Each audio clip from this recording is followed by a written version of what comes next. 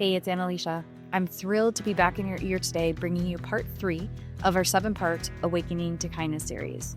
In part 1 of A2K, episode 64 here on the podcast, we talked about the difference between asking, "What's wrong with me?" versus "What's wrong?" when we're facing problems in our lives. Then in part 2, episode 65, we talked about how what's obviously wrong in our lives is rarely what's actually wrong. And we started to look at our quote-unquote problems through the 4-column framework I call the language of life. Column 1 in this 4-column framework is what's actually wrong. Column 2 is what's obviously wrong. Column 3 is temporary relief. And column 4 is the solutions column. Now, in order to unlock true solutions in our lives, we have to be willing to view what's obviously wrong, so the symptoms, the discomforts, the inconveniences we're enduring, as conversation starters. Conversation starters about our life with life. In other words, in order to unlock solutions in our lives, we have to be willing to listen. Take a moment to notice how you feel when you repeat that word in your mind a few times. Listen. Listen. Listen. It's kind of an unexpectedly joyful word, isn't it? I feel like there's a lightness to it, infused with like a gentle curiosity. And I'm wondering, have you ever thought about listening as an art? Have you ever thought about listening as something you can practice and become skillful at? I certainly hadn't thought about listening in this way or really contemplated it at all until I was in health coach training. When it came to the coaching part of the training, I was expecting my school, which was the Institute for Integrative Nutrition, IIN for short, to tell me what to tell my clients. So I thought health coaching and coaching in general was about telling. But IIN never trained me on telling. Instead, they encouraged me to practice listening. And this made me incredibly uncomfortable at first. I didn't see how I could be of value to my clients if I wasn't telling them what to do. But I've been a coach now for over a decade, and I've played this role in many different capacities. So health coach, business coach, creative coach, writing coach, life coach. And I've come to understand that the magic does not lie in the telling. It lies in the listening. Can you feel how telling, that word, that act, has a sort of arrested energy to it?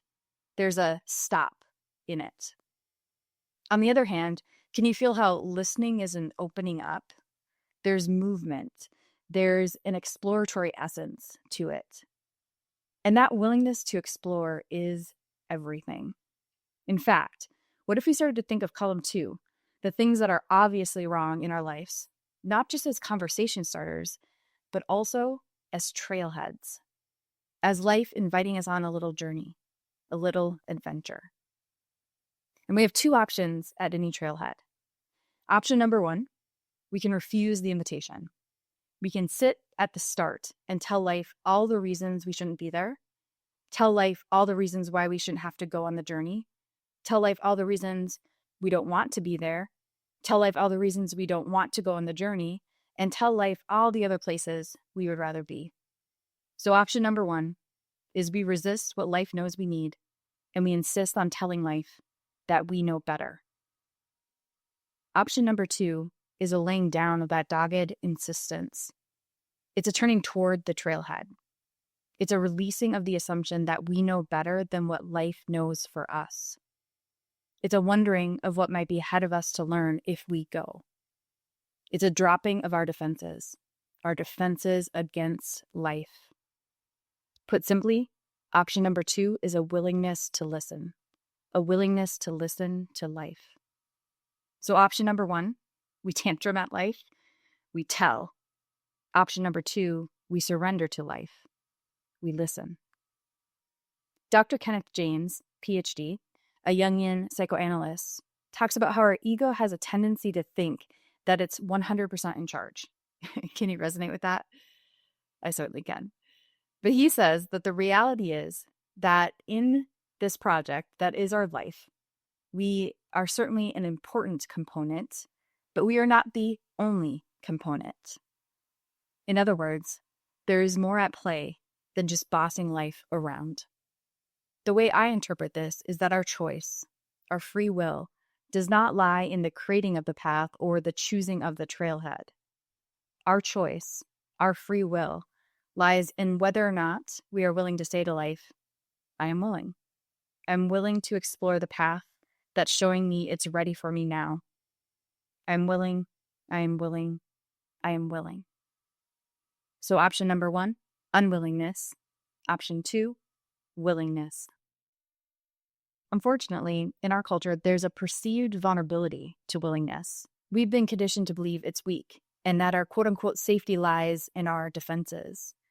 We've been conditioned to believe that our quote unquote safety lies in the knowing of things. So we praise people for having it all planned out and having it planned out at a very young age. So, I'm going to go to college for this degree, which will allow me to get this type of job, which will allow me to have this type of house and this sort of life, which will get me retired in this many years, so on and so forth. And there's massive scrutiny and questioning of big or small steps taken in the direction of the unknown. How's it going to play out for you? What if this, that, or the other thing happens? I don't know. Seems pretty risky. Fear of that sort of scrutiny is one of the things that gives rise to what's called the sunk cost fallacy. The sunk cost fallacy is a phenomenon where a person is reluctant to abandon a strategy or course of action because they've invested heavily in it, even when it's clear that abandonment would be more beneficial. So, in other words, the more known something becomes, the easier it is for us to sacrifice what is actually beneficial for what is simply known. Whew, let's take a breath on that. I'm going to say it one more time. The more known something becomes, the easier it is for us to sacrifice what is actually beneficial for what is simply known. So, our culture's definition of quote unquote safety, which is the known, when labeled accurately, is actually not safety at all, but sacrifice. And our defenses, the other place we've been conditioned to believe our safety lies, the only thing that actually lies in our defenses is the curse of repetition. The need for life to continue to bring the same thing to our attention in different forms or with greater intensity. So where does our true safety lie if it's not in what is known, if it's not in defense? What if it lies in willingness? What if true safety has nothing to do with rigidity or control? What if our safety actually lies in our flexibility, in our willingness to change? I love the way Adrienne Marie Brown puts it. She says, we must learn how to change. Most of us resist change we didn't spark. We feel victimized, so we try to hold tight to whatever we figured out as a way to survive. We spend too much time watching change happen with our jaws dropped. It's time to learn Octavia Butler's lessons, both that the only lasting truth is change and that we can and must shape change. So we need to observe how we respond to change. Does it excite us so much that we struggle with stability? Or do we ignore change until it's too late? Or fight changes that are bigger than us? It takes time and assistance to feel into and find the most strategic adaptation. Isn't that beautiful? I absolutely love the statement, we need to observe how we respond to change. And I think another way of saying this is we need to observe how we respond to column 2, how we respond to the discomforts in our lives, how we respond to what's obviously wrong. Because column 2 is change waiting to happen. Column 2 is change wanting to happen. Column 2 is positive change potential. But potential, by definition, is unrealized, and it remains that way until it's unlocked by willingness. I want to tell you a story of how I unlocked positive change through willingness. So this is a story from my early 20s. My husband and I were newly married, and we were both teachers at the time. And we were both in need of new teaching jobs for the upcoming school year. And it was the end of May, early June, and we were still searching for jobs for the upcoming school year, which would start in August or September timeframe. And I was incredibly stressed out by this situation. I was really worried about us both finding jobs for the upcoming school year. And I had an interview for a position that I thought I would really like. And I was waiting to hear back about this interview. And each day that I didn't hear, I got progressively more anxious about it. And I kept telling life, you got to get me this job. I need this job. We need this job. We won't be okay if we don't have this job. This one particular job is the only way to resolve my anxiety. Now, in the midst of waiting to find out about this job, I went to a study group that met about once a week where we discussed spirituality and spiritual principles. And on that particular evening, we were literally discussing willingness. We were discussing the statement, I'm willing to see things differently. I'm willing to see this as in the thing that's stressing me out differently. And I have this vivid memory of we were in a living room on this like sectional couch, and I'm in the corner of the couch, and I am just tied up in knots. I am resisting life. I am resisting the idea of willingness. And still, I'm sitting in this corner pretending to be participating in this spiritual study group. And what's really happening in my mind is I'm still telling life, you must get me this job. I'm telling life what needs to happen for me to be okay.